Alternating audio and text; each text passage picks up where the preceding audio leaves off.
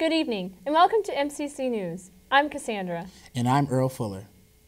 Our top story tonight, our very own Mott Bears are ready to compete for another national title. The Mott Bears have come down with their annual case of March Madness. Over the weekend, Mott earned its 8th trip to the Junior College National Tournament since 2001.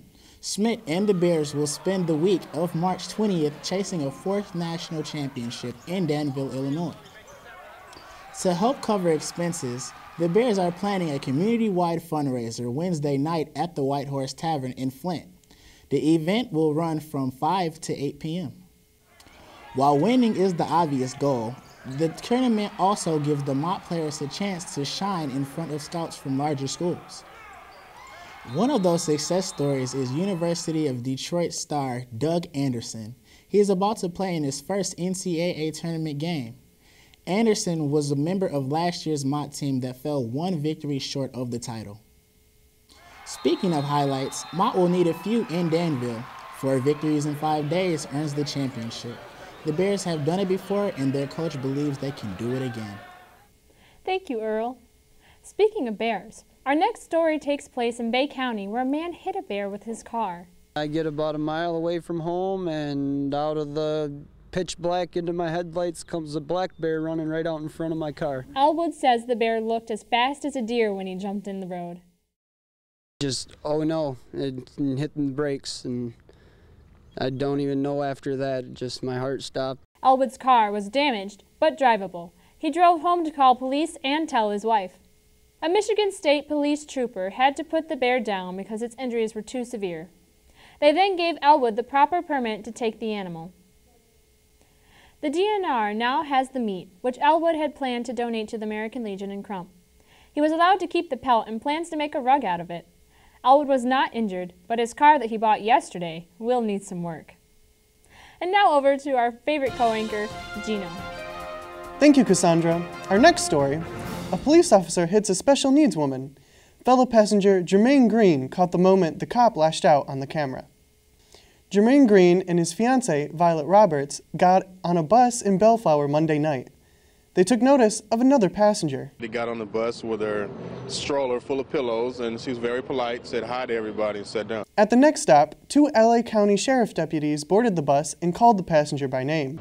She then, started cursing at her, and you can tell it was very obvious that she was special, has special needs. And after that, they grab her, and she cusses him out, calls him a big shot. Next you know, he gives her a big shot. Green captured the incident on his cell phone video camera. Couldn't believe it. I mean, he seen me taping him, and he looked up at the camera a few times, and he still hit her like that. And I can't believe, he didn't try to defuse the situation at all. Green claims the deputies then tried to intimidate him, and when he refused to hand over his cell phone, and he comes to me and says, look, you can be under arrest if you don't give me that video. And then he said, do you have any warrants? I said, no, I don't have any warrants. I'm a veteran. I just came back. I did 6 years. I have no record.